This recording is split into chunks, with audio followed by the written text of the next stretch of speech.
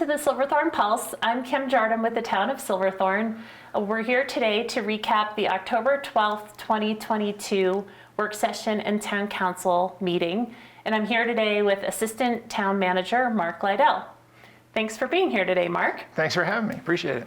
So we're going to start off with work session, which began at 4 o'clock on October 12th. And we're going to talk about the Lake Dillon Theater Company.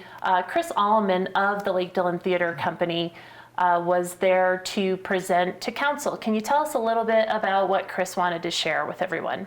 Yeah, it was great to have Chris come in and share some exciting news. The Lake Dillon Theater Company is looking at rebranding, and so they're bringing forward some of that information and looking for that rebranding opportunity. So I think that was really nice to hear. It's a great partnership that we have with the Lake Dillon Theater Company, so it was nice to hear what he had to say.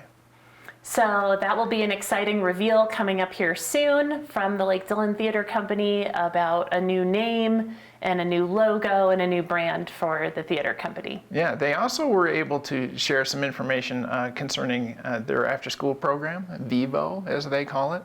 And Vivo is certainly in a lot of the local elementary schools. It's an after-school program that they're running. It's free of charge for all of the local kids. And it's currently in Silverthorne Elementary School, Dillon Valley Elementary School, and Summit Cove.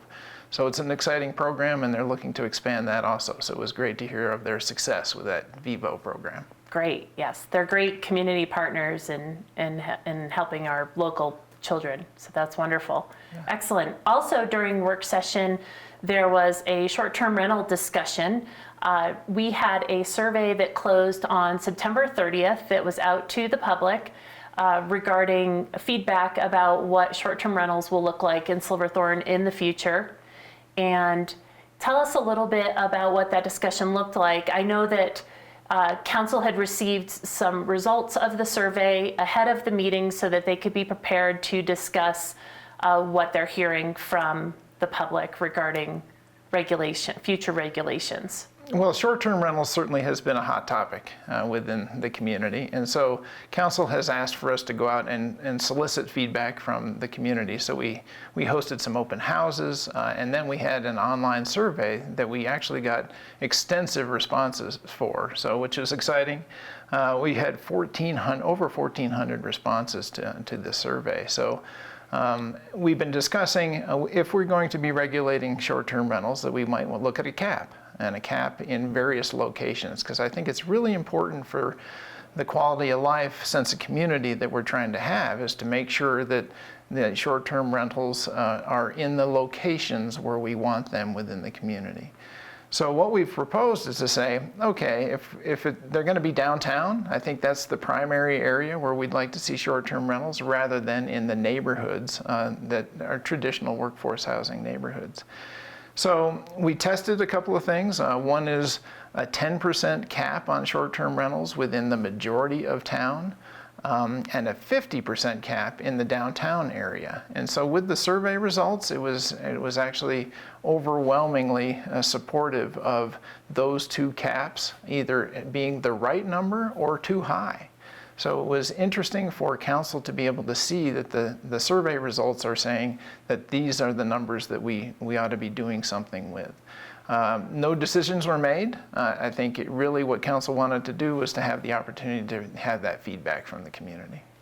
And it's important for people to note that those survey results are public on our website so that the public at their leisure can go ahead and look at what those results were. Yes, we absolutely want to get those survey results out so that everybody can take a look at them so that they, since a lot of people did participate in this survey, and we had a lot of great comments that were at the end of the survey too, so everybody can take a look at it because we'd like to get those out on our website. Great.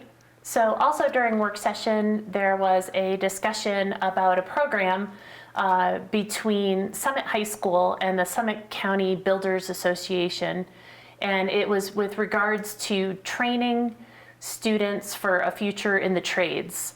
And tell us why that discussion was happening with the town of Silverthorne. What involvement will the town of Silverthorne have with that program? Well, I think it's a funding opportunity that we want to be able to say, yeah, we would like for kids to be able to participate in some of these trades.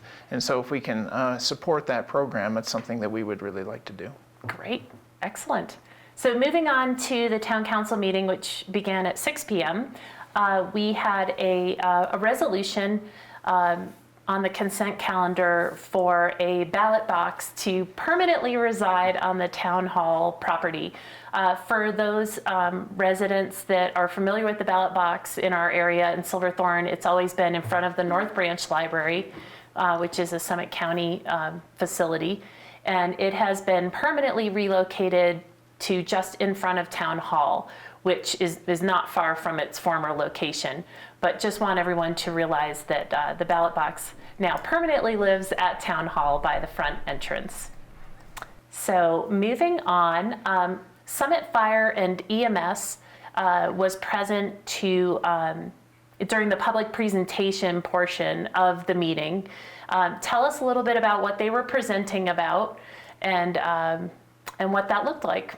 Yeah, we did have Travis Davis, the fire chief, and several of the board members for Summit Fire and EMS come into town council to give us a couple of updates. One is concerning the ISO ratings. ISO ratings have to deal with insurance, so the homeowner's insurance. So we wanted to make sure that currently the Summit Fire and EMS did go through the insurance rating process. And so there's different rates that are associated depending on how far you are from a fire station, the water supply that's available. So the Summit Fire and EMS gave us an update as to what the ratings are within the town of Silverthorne. So I think that was important for homeowners to hear what their insurance rates would be based upon that ISO rating.